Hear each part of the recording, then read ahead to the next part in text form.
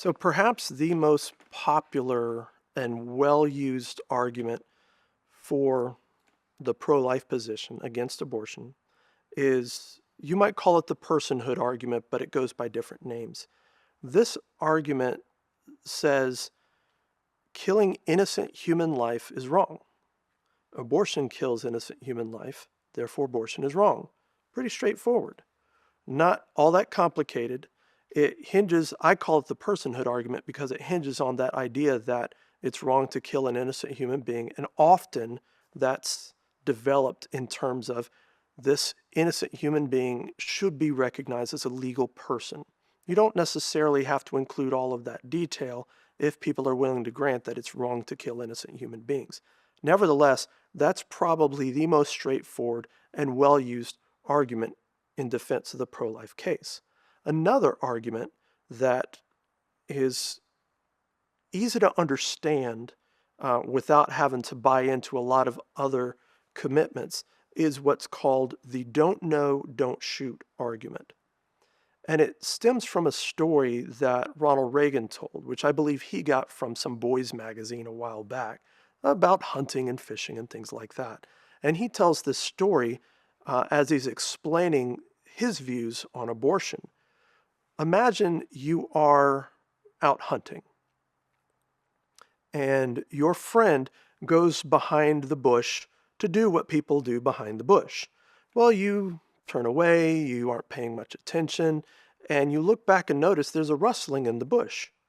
Now, you don't remember if that's the bush your friend went behind, if he's finished his business or whatever. You don't know if that rustling is your hunting buddy or if it's some pheasants or a squirrel or something you're hunting for in the bush.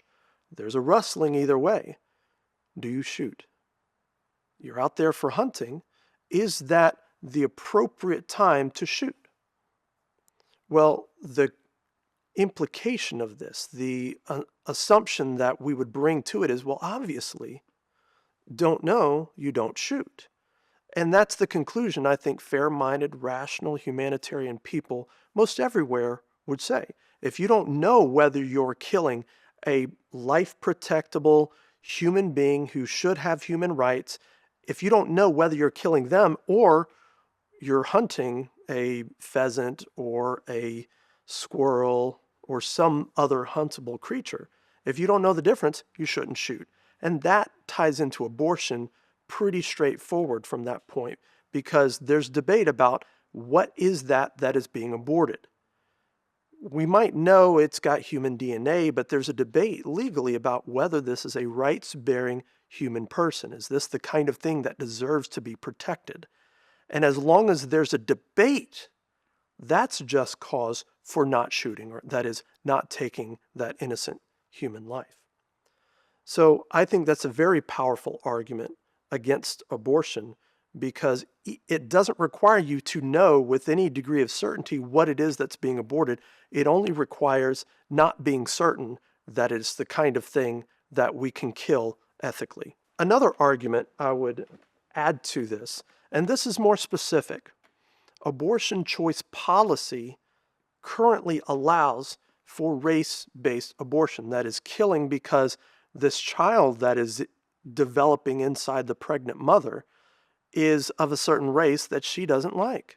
Maybe she had an encounter at a party and didn't realize the man she was with was half black or half Hispanic or something like that.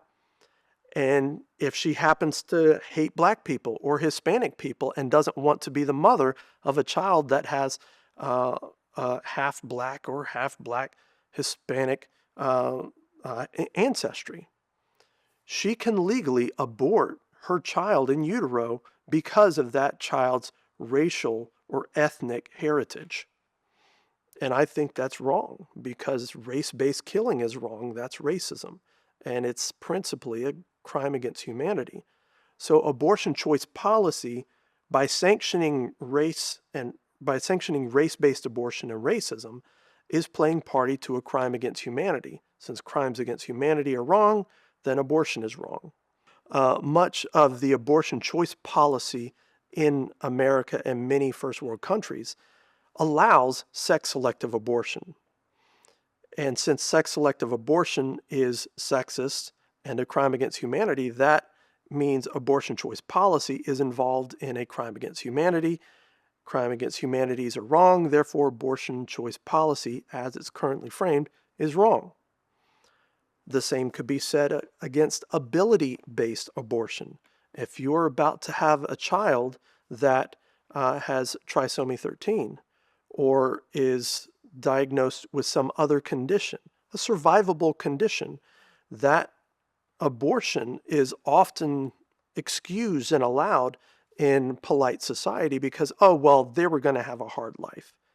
Well, that's ability-based abortion, which is ableism, which stems from the same line of argument that's been going on for hundreds of years called eugenics or good genes, which is basically selective breeding, trying to kill off or prevent the reproduction of defective members of the species. That's eugenics, and this is an extension of that. It's still ableism. Eugenics and all its forms is still a crime against humanity. So to the extent that abortion is evolved in eugenic abortion and that crime against humanity and ableism, then it too is wrong.